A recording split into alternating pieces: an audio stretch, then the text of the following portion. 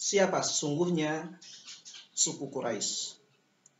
Suku Quraisy adalah keturunan Nadar bin Kinanah. Mereka disebut Quraisy setelah Qusay bin Kilab mengumpulkan mereka di Baitullah, tepatnya setelah suku Huza'ah tersingkir.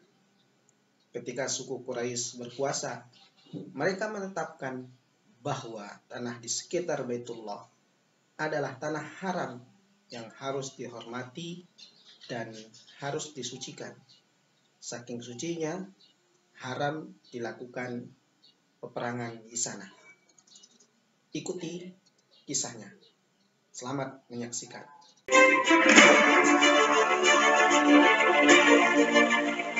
Bismillahirrahmanirrahim. Assalamualaikum warahmatullahi wabarakatuh.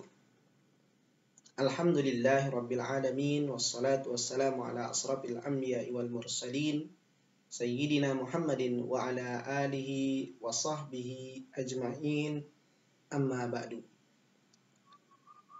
Sahabat spektakuler yang berbahagia, kali ini kita akan melanjutkan pembahasan kita tentang sejarah Ka'bah. Dan pada kesempatan kali ini kita akan membahas bagian keempat, yaitu Ka'bah di masa Quraisy.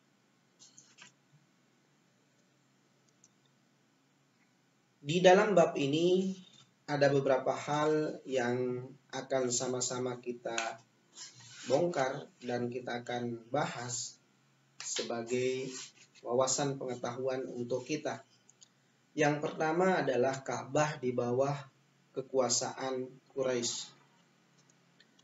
Kemudian yang kedua membahas tentang sejarah keberadaan berhala di sekitar Ka'bah pada masa Quraisy. Kemudian yang ketiga itu adalah awal berhala hanyalah perantara Tuhan. Kemudian yang terakhir itu adalah para pembesar Yaman ingin menghancurkan Ka'bah. Baik, kita mulai dari yang pertama, sahabat spektakuler. Ka'bah di bawah kekuasaan Quraisy. Suku Huza'ah menguasai Ka'bah selama kurang lebih 5 abad. Hingga kemudian muncul suku Quraisy yang berhasil menyatukan barisan dan kekuatan untuk menggeser kekuasaan Huza'ah. Suku Quraisy adalah keturunan Nadar bin Kinanah. Mereka disebut Quraisy setelah Qusay bin Kilab mengumpulkan mereka di Baitullah, tepatnya setelah suku Huza'ah tersingkir. Dalam catatan sejarawan sepakat bahwa kakek Nabi Muhammad SAW yang keempat, yakni Kilab, yaitu Qusay bin Kilab, adalah keturunan Kinanah dan termasuk suku Quraisy. Nasab suku ini sampai kepada Adnan hingga Nabi Ismail alaihissalatu wassalam. Itulah yang dimaksud oleh hadis Rasul SAW. Allah memilih Kinanah dari keturunan Ismail dan memilih Quraisy dari Kinanah, dan memilih keturunan Ismail, memilih keturunan Ismail dan memilih Quraisy dari Kinanah, dan memilih Bani Hashim dari Quraisy, dan memilihku dari Bani Hashim. Aku adalah yang terbaik dari yang terbaik. Qusay adalah seorang laki-laki pekerja keras dan tegas. Ia menikah dengan putri pimpinan Huza'ah, yaitu Khalil bin Habasyah yang bernama Huba. Qusay adalah sosok ambisius yang terus berusaha menjadi orang nomor 1 di Mekah. Imam At-Tabari memaparkan bahwa Qusay adalah sosok yang selalu menganggap dirinya lebih pantas dari orang Huza'ah dan Bani Bakar untuk mengurus Ka'bah dan memimpin Mekah. Menurutnya, suku Quraisy adalah penerus Nabi Ismail dan Ibrahim. Hal itu kemudian mendorong dirinya berdiskusi dengan semua lelaki Quraisy dan Bani Kinanah untuk mengeluarkan Huza'ah dan Bani Bakar dari Mekah. Mereka pun menyambut ajakan Qusay dan bersumpah setia di depannya. Setelah Qusay mengirim sepucuk surat pada saudaranya yang seibu bernama Razah bin Rabi'ah bin Haram, surat itu berisi ajakan agar Razah mau membantu Qusay dan berjuang bersamanya. Razah menerima ajakan tersebut, lalu ia beserta kaumnya datang ke Mekah. Maka bercamuklah perang besar antara dua kubu, hingga akhirnya mereka sepakat menghentikan perang dan mengangkat seorang hakim dari bangsa Arab. Sang hakim pun memutuskan bahwa Qusay lebih berhak mengurus Ka'bah dan memimpin Mekah. Qusay kemudian mengangkat diri sebagai raja Quraisy dan diterima penduduk Mekah. Qusay adalah putra pertama Ka'ab bin Luhai, seorang kepala suku yang ditaati oleh kaumnya. Dia adalah yang memegang kunci Ka'bah, menyediakan makanan dan minuman untuk para jamaah haji, merawat Darun Nadwah, dan memegang panji perang. Ka'ab bin Luhai terhitung tokoh yang dipandang mulia.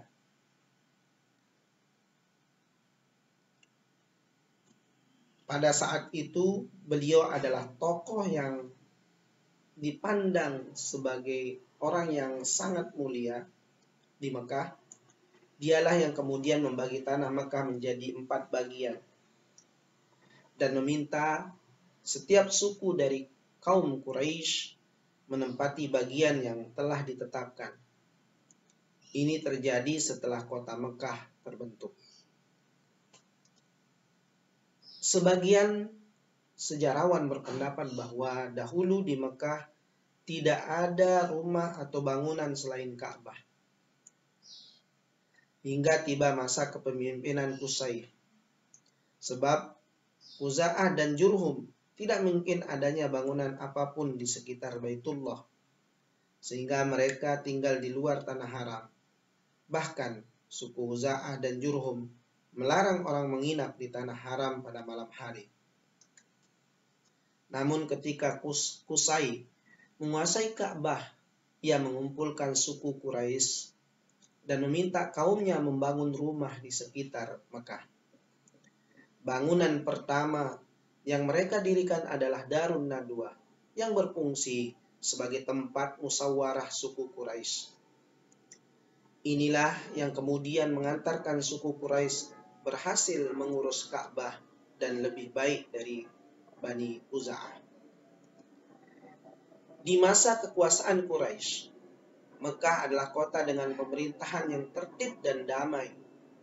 Maka kesuksesan suku Quraisy dalam membina pemerintahan yang rapi sebenarnya berkat komitmen dan kepengurusannya yang baik pada Ka'bah. Dan tidak ada suku yang memiliki kekuasaan mutlak di tanah Arab ketika itu selain suku Quraisy. Hal itu karena sebelum Quraisy berkuasa, setiap suku memiliki pemimpin yang disegani dan ditaati oleh semua anggotanya. Meskipun begitu, pemimpin suku tersebut tidak memiliki hak dan kewajiban yang jelas. Ketika suku Quraisy berkuasa, mereka menetapkan bahwa tanah di sekitar Baitullah adalah tanah haram yang harus dihormati dan disucikan. Saking sucinya, haram diadakan peperangan di sana. Peraturan ini adalah wujud komitmen dan tanggung jawab Quraisy dalam menjaga Baitullah, sehingga mereka juga aman dari kejahatan suku-suku di sekitar Makkah. Kehormatan suku Quraisy pun meningkat karena Mekah dan Ka'bah. Sahabat spektakuler yang berbahagia, Ketika Ka'bah semakin populer dan menjadi pusat kota Mekah, pamor suku Quraisy pun meningkat. Di mata suku-suku Arab, di sisi lain, Quraisy pun meningkat, berupaya membangun hubungan baik dengan suku-suku Arab lainnya yang setiap tahun mengutus kaumnya untuk menunaikan ibadah haji atau berdagang. Kemudian selanjutnya kita akan membahas untuk bab ini terkait tentang sejarah keberadaan berhala di sekitar Ka'bah pada masa Quraisy. Di masa Quraisy, ketika Ka'bah menjadi tujuan ibadah suku-suku Arab yang menjadi sumber rezeki bagi penduduk Mekah, saat itu kaum Quraisy meletakkan seluruh berhala yang menjadi sembahan suku Arab di sekeliling Ka'bah. Kira-kira ada 360 berhala, mulai dari yang paling besar hingga yang paling kecil bentuknya. Bentuknya pun bermacam-macam, seperti manusia, hewan, dan tumbuh-tumbuhan. Ketika itu kaum Quraisy sadar betul bahwa Ka'bah adalah sumber rezeki mereka. Mereka juga tahu bahwa jika bukan karena pesona Ka'bah, mereka tidak akan bisa bertahan hidup di lembah yang tandus itu. Sehingga mereka rela memfasilitasi para jamaah yang datang ke Mekah, khususnya dalam penyediaan air dan makanan. Mereka juga membuat aturan daerah-daerah di sekitar Mekah adalah tanah haram yang dilarang diadakannya peperangan. Ini bisa dibaca di dalam karyanya Juz Zaidan, Tarikh At-Tamaddun Al-Islam. Di sisi lain, mereka juga menjamin keamanan para tamu, baik yang datang untuk beribadah atau sekedar berdagang. Berikut semua yang dia lakukan adalah untuk keamanan dan kesejahteraan masyarakat Mekah pada saat itu. Berkat adanya berhala-berhala tersebut, pengurus Ka'bah berhasil meraup keuntungan yang sangat besar. Mereka menjual lembaran-lembaran syair paganisme yang ketika itu tersebar di Mesir, Yunani, India, dan Bakbak. Setiap orang yang datang ingin bersumpah di depan berhala-berhala tersebut atau meminta petunjuk harus membayar tarif tertentu pada mereka. Selain itu, para pengunjung juga akan membeli berbagai keperluan mereka, souvenir lah bahasa sekarangnya, baik berupa makanan, minuman, pakaian, biaya tinggal. Inilah yang kemudian menjadikan Mekah sebagai pusat transaksi perdagangan. Beberapa suku yang datang ke Ka'bah mengagungkan dan hanya menyembah berhala tertentu, seperti Wat, Suwa, Yagud, Ya'ud, dan Nasar. Kelima berhala ini yang dahulu juga disembah kaum Nabi Nuh alaihissalam. Sebagaimana yang disebutkan di dalam Al-Quran, Nabi Nuh alaihissalam berkata, "Ya Tuhanku, sesungguhnya mereka durhaka kepadaku dan mereka mengikuti orang-orang yang harta dan anak-anaknya hanya menambah kerugian baginya. Dan mereka melakukan tipu daya yang sangat besar. Dan mereka berkata, janganlah kali-kali kamu meninggalkan penyembahan Tuhan-Tuhan kamu, dan jangan pula sekali-kali kamu meninggalkan penyembahan Wat, dan jangan pula Suwa, jangan pula Yagud, jangan pula Yakut, dan Nasr. Dan sungguhnya mereka telah menyesatkan banyak orang. Dan janganlah engkau tambahkan bagi orang-orang yang zalim itu selain kesesatannya." Surat Nuh ayat 21 sampai dengan 24. Ada juga beberapa berhala yang sangat terkenal dan diagungkan, dan hampir semua suku yakni Lata, Uzza, Manat. Al-Quran mengisahkan tentang berhala-berhala tersebut. Maka apakah patut kamu, orang-orang musyrik, menganggap berhala Al-Lata, Al-Uzza, Al-Manat yang ketiga yang kemudian sebagai anak perempuan Allah? Apakah pantas untuk kamu yang laki-laki dan untuknya yang perempuan? Yang demikian itu tentulah satu pembagian yang tidak adil. Quran surat An-Najm ayat 19 sampai dengan 21. Sahabat spektakuler yang berbahagia, Lata adalah berhala berbentuk batu segi empat yang ada di Taif. Di atasnya ada sebuah bangunan dan tanah sekelilingnya dianggap juga sebagai tanah haram. Banyak suku dari bangsa Arab berziarah mempersembahkan hewan kurban di sana. Berhala ini di bawah tanggung jawab Bani Mugid dan dari suku Sakib. Orang-orang Sakib berusaha menjadikan Lata sebagai tandingan Ka'bah yang saat itu di bawah kuasaan suku Quraisy dari Mekah. Sedangkan Uzza adalah pohon besar di lembah Naklah di sebelah timur Mekah. Uzza termasuk berhala terbesarnya kaum Quraisy.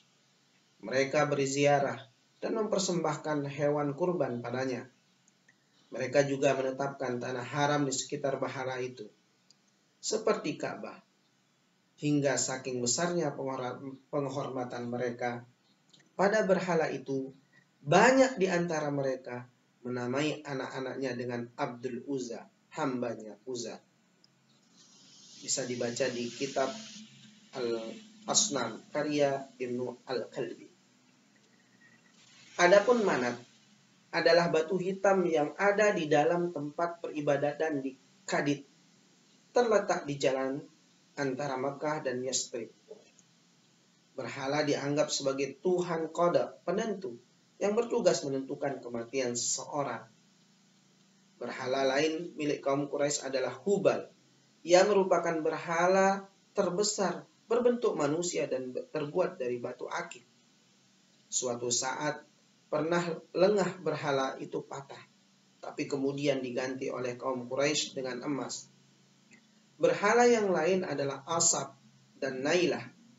Kaum Quraisy meletakkan masing-masing berhala itu di sudut Ka'bah. Setiap orang yang akan tawaf harus memulai tawafnya dari Asyab, menciumnya dan menyelesaikan kembali tawafnya di sana. Al-Mas'udi lagi bercerita tentang Asab dan Nailah. Dahulu banyak anggota suku Jurhum yang sering melakukan perbuatan keji di tanah haram. Di antara mereka adalah orang-orang yang bernama Asab. Ia berbuat mesum di tanah haram dengan seorang wanita yang bernama Nailah. Maka Allah mengutuk mereka dan menjadikan mereka. Dan mereka dijadikan menjadi batu oleh Allah Subhanahu wa Ta'ala. Setelah itu keduanya justru dijadikan sesembahan untuk mendekatkan diri pada Allah. Ada juga yang berpendapat bahwa kedua berhala hanyalah batu yang dipahat, yang kemudian dinamai dengan nama mereka untuk mengenang Asab dan Nailah, sang pelaku cabul, sang pelaku mesum.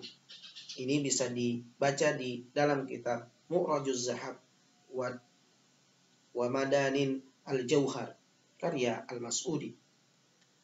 Kaum Quraisy juga meletakkan berhala di Bukit Sofa bernama Mujawwar Ar-Rif dan Marwa bernama Mut'imu At-Tahir. Jika suku Arab yang datang melaksanakan haji ke Mekah bertanya kepada suku Quraisy tentang kedua berhala tersebut, mereka menjawab, kami menyembahnya untuk mendekatkan diri kepada Allah Subhanahu wa Ta'ala. Dahulu banyak berhala yang tersebar di sekitar Ka'bah dan sekitar Mekah dan di berbagai kota lain di Jazirah Arab. Ada yang berbentuk rumah, pohon yang diukir dan lain sebagainya. Tapi kemudian berhala-berhala itu dikumpulkan di sekitar Ka'bah hingga di sekitar Ka'bah terdapat 360 berhala. Banyaknya berhala di sekitar Ka'bah itu sebenarnya ada ide Quraisy. Ketika itu mereka berpikir bagaimana caranya mendatangkan suku-suku Arab di sekitar Mekah agar mau datang berkunjung ke Ka'bah dan berhaji. Mereka berpikir bahwa kedatangan suku-suku Arab adalah lahan bisnis yang bagus. Maka terbetiklah ide untuk mengambil berhala-berhala setiap suku di tanah Arab untuk kemudian dibawa dan diletakkan di sekeliling Ka'bah. Dengan begitu, semua suku Arab akan datang ke Mekah dan mengunjungi tanah haram demi sesembahan mereka. Hal itu membuat ibadah-ibadah suku-suku Arab pada sesembahannya berhala menjadi terbatas, sehingga banyak di antara mereka merasa belum cukup menyembah dan mempersembahkan kurban pada berhala-berhala mereka di Ka'bah. Akhirnya mereka membuat patung imitasi yang mereka letakkan di rumah-rumah masing-masing untuk kemudian disembah dan tawaf di sekelilingnya di rumah mereka masing-masing. Ketika itu mereka berkeyakinan bahwa berhala-berhala itu adalah perantara mereka dengan Tuhannya. Kemudian di bab 4 ini kita akan membahas tentang awal berhalanya hanyalah perantara Tuhan. Tidak semua bangsa Arab menyembah berhala. Sebagian bangsa Arab ada yang sadar bahwa sesembahan mereka berhala tidak dapat mendatangkan mudarat, ada manfaat. Tapi mereka tidak mampu melawan arus dan menunjukkan jati dirinya. Apalagi berhala-berhala itu sudah ada di sekitar Ka'bah selama berapa abad. Sehingga menyembah mereka adalah tradisi yang sudah turun-temurun. Seperti orang Badui, mereka menyembah berhala bukan karena dorongan spiritual.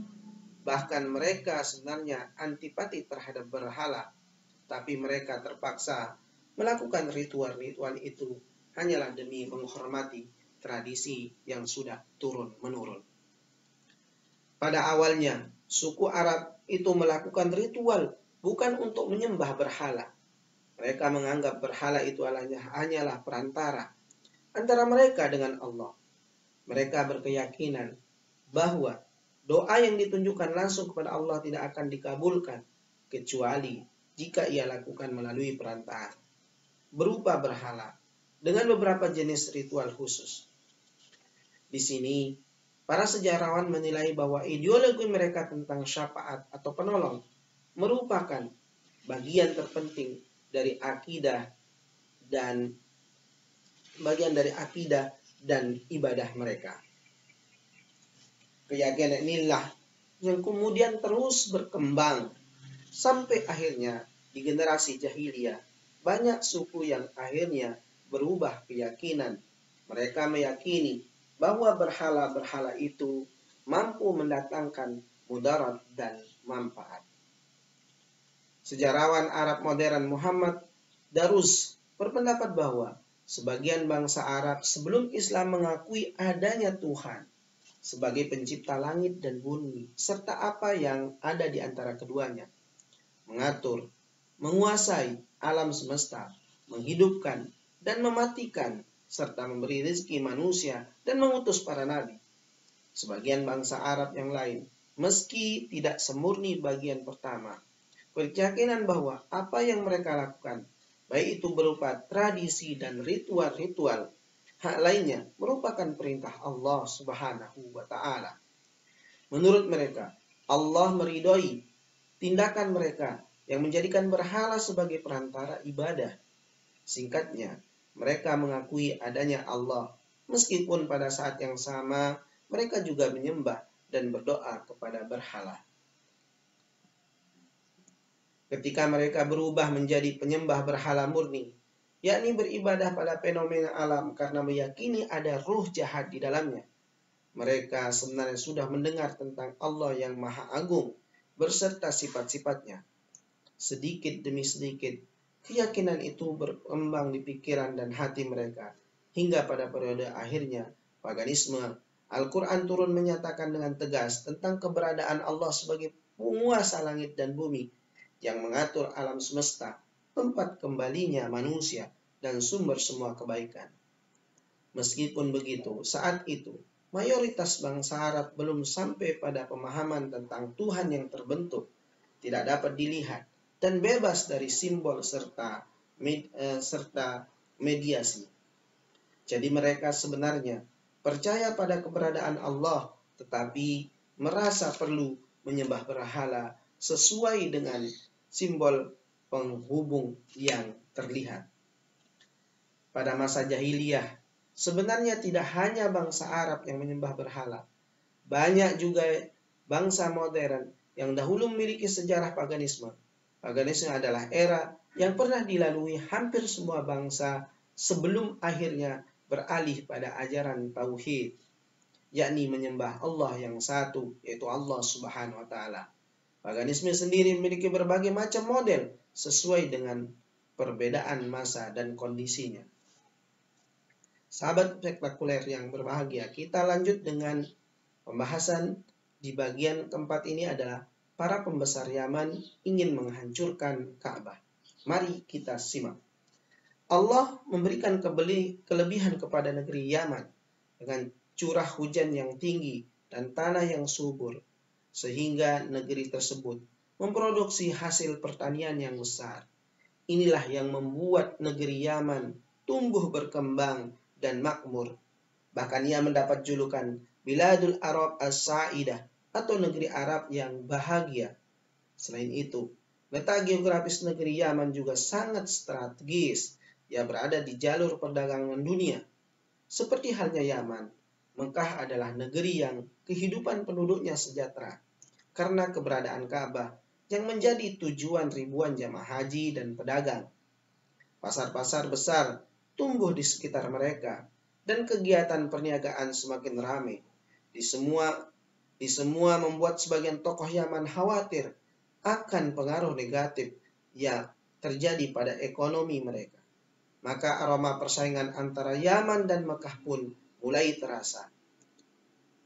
Hingga pada puncaknya, sebagian tokoh Yaman memandang perlu untuk menghancurkan Ka'bah agar kegiatan ekonomi mereka tidak terancam. Tetapi mereka sendiri ragu melakukannya karena keagungan Ka'bah di mata suku-suku Arab. Mereka khawatir jika Ka'bah dihancurkan, membuat tokoh-tokoh di suku Arab menghujat, menyerang, mengintimidasi balik mereka. Sebenarnya, persaingan antara Mekah dan Yaman ini bermula ketika sebagian orang Huzail dari Bani Lihan menyampaikan pada seorang raja Yaman, di Mekah ada sebuah rumah yang diagungkan oleh seluruh bangsa Arab. Mereka berziarah, berkurban, dan melaksanakan ibadah haji ke sana. Rumah itu diurus oleh suku Quraisy hingga membuat suku itu dihormati karena kekuasaan mereka atas Ka'bah. Dan orang-orang Huzail terus mendorong Raja Yaman tersebut untuk merobohkan Ka'bah dan membangun bangunan yang semisal di Yaman. Orang-orang Huzail berkata pada raja itu bahwa sebenarnya dia lebih berhak menguasai Ka'bah daripada orang-orang Quraisy. Mereka berkata, rumah itu atau Ka'bah beserta kemuliaannya lebih baik ada di bawah kekuasaanmu. Seandainya engkau pergi ke sana dan merobohkannya, lalu mengubah Ka'bah yang serupa di Yaman, maka engkau bisa mengalihkan, engkau bisa membangun, engkau bisa mengalihkan jamaah haji yang datang ke Mekah, ke Ka'bah yang engkau bangun. Engkau lebih berhak melakukannya daripada kaum Quraisy. Mendengar bujuk rayu orang-orang Huzail, si raja itu pun pergi menuju Mekah untuk menghancurkan Ka'bah. Tapi sampainya di Ka'bah, ia tidak jadi melaksanakan tekadnya karena tersentuh kesucian dan keagungan Ka'bah. Maka sebagai penghormatan sekaligus pembatalan niatnya, ia menutup Ka'bah dengan kain dan berkurban di sana. Di antara sejarawan mengatakan bahwa Perubahan niat sang Raja Yaman itu adalah karena bertiupnya angin topan yang memporak-porandakan tenda-tenda mereka. Raja itu yakin bahwa peristiwa yang melanda mereka adalah pertanda murka Allah, sehingga membuatnya takut akan azabnya yang lebih besar jika Ka'bah benar-benar dihancurkan. Akhirnya dalam sesalnya, ia bertekad menghukum Bani Uzail yang telah berupaya memprovokasinya untuk menghancurkan Ka'bah. Dan benar, ia pergi memerangi Bani Uzail. Sebagaimana yang diriwayatkan oleh Al-Umari, kemudian sejarah mencatat bahwa raja inilah yang pertama menutup Ka'bah dengan kiswah. Ketika itu, sang raja bermimpi sedang menutup Ka'bah, maka ia pun merealisasikan mimpinya dan menutup Ka'bah dengan sejenis kain buatan Yaman. Itu juga memasang pintu Ka'bah dengan gagang kunci dari Persia. Itulah pembahasan kita terkait tentang Ka'bah di masa Quraisy. Semoga bermanfaat. Assalamualaikum warahmatullahi wabarakatuh.